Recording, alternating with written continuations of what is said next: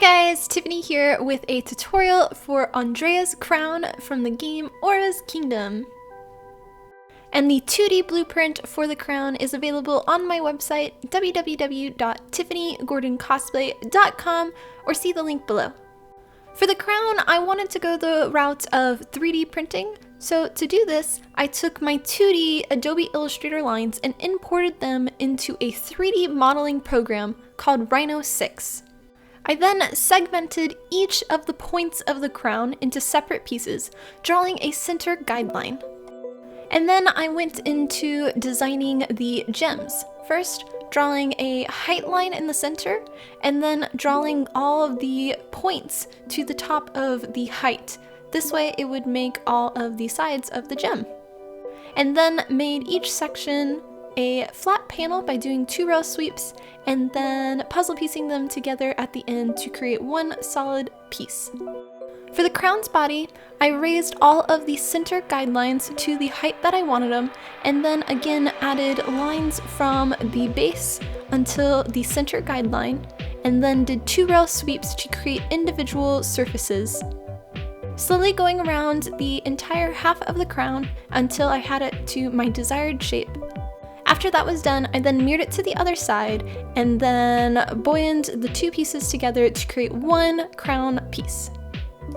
Now that the crown was one piece, I then, for the gems, offsetted them by 0.02 inch and then made a solid piece that I extruded upward and then Boolean differenced from the crown to leave a negative imprint for where the gems were going to sit. For the headband, I did similar techniques of doing 2 row sweeps around a half circle and then adding little half circles for the smaller gems around the hairband. And once that was done, connected the crown and the hairband to create one solid piece. When I was happy with all the CAD, I then put it on my Prusa i3 Mark 2.5 3D printer and then began the very long printing process of the crown. When it was done, I took it off of the printer bed and then took off all of the support structures on the back of the crown, and then did a rough sand on all of the pieces to make it a little less sharp. As always with 3D printing, there is stair steps from the printer, and for me, the first process for getting rid of this is using DAP's flexible spackling. And to use it, I would get it slightly wet and rub it onto the entire surface of the crown. And once it was fully dry, then sanded it so that way all of the spackling would stay in the negative spaces and would be flat with the surface. After that was done, I then sprayed a coat of sandable spray paint onto the entire surface, and then again went back to sand this. This is another step to help remove the stair steps on the printed piece and to help make all of the pieces even more smooth.